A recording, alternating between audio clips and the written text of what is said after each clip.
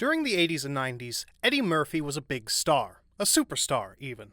He received $12 to $15 million for his main roles. Murphy was the first black actor to draw crowds of white Americans to movie theaters. But in the late 90s, things started to go wrong. The first movie to disappoint audiences was Metro.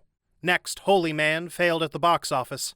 Then there was the poor performance of Dr. Dolittle 2, and the total failure of the action comedy Showtime.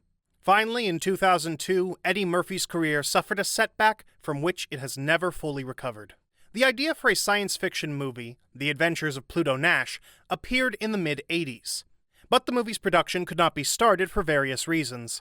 In the early 90s, the movie almost went into production after Sylvester Stallone showed interest in the script. But after some time, Sly shifted his focus to cliffhanger, and since filming an expensive comedy without a major celebrity was risky, the project was put on hold again. Everything changed in the late 90s, thanks to Eddie Murphy. His appearance helped to quickly secure funding for the movie. However, Hollywood is cautious with projects that require a lot of time to film. As a result, all the actresses who were offered the female lead in Pluto Nash started to refuse it. Jennifer Lopez, for example, was offered $15 million, while Halle Berry could have received $5 million, a record for her at the time. Despite persuasion, both actresses declined the offer. In the end, the main female role went to Rosario Dawson, who had previously only worked on a couple of independent films. There were many fights on the Pluto Nash set, which is common in projects where a superstar and an unknown director have to work together. Although Ron Underwood was not new to Hollywood, he had only directed the modest Tremors and the disastrous Mighty Joe Young before making this movie. Therefore, Eddie Murphy was the boss on the set. Despite Ron Underwood's complaints to the studio producers, they were unable to influence Eddie Murphy in any way. So the director had no choice but to return to the set and continue arguing with Murphy, who kept changing the script almost every day.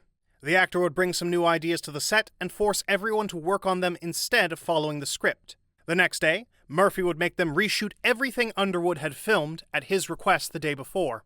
Naturally, they did not meet the original deadlines with this approach, and the comedy's already huge budget exceeded $100 million by the end of filming. As soon as the filming was wrapped, Ron Underwood left and didn't participate in the editing process. Castle Rock's management was horrified when they finally received the final cut of the $100 million movie.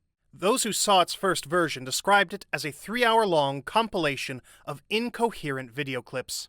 Alec Baldwin, one of the movie's actors, promptly requested that his name be taken off the credits. However, when Alec found out that he could only do that by paying the $4 million he got for his participation in the project, he calmed down a bit and left after Underwood, refusing to participate in the movie's marketing campaign. To save the project, the studio invited Alan Hyme, an Oscar-winning film editor who worked on American History X and The Notebook.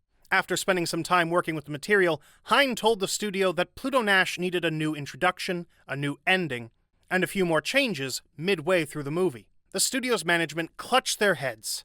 This meant they would have to spend another $20 million on something that would obviously flop at the box office. After some thought, they refused to invest any more money in the movie, and its production was put on hold. The work resumed only when Eddie Murphy agreed to finance the movie on his terms. The actor received all the footage and put forward his requirements regarding the editing of the future movie. The studio decided not to hire a director, so Murphy directed all the new scenes himself. Only 2 years after the end of the main filming, The Adventures of Pluto Nash was finally released in American theaters. The failure was deafening. Despite a budget of more than $100 million, the movie's box office take was only $7 million. Until 2004, Pluto Nash held an honorable second place in the list of biggest box office bombs in Hollywood history, right behind Cutthroat Island, released in 1995. In 2004, The Alamo knocked it out of second place, and a few years later, John Carter entered the stage, pushing Pluto Nash to the bottom of the top 5.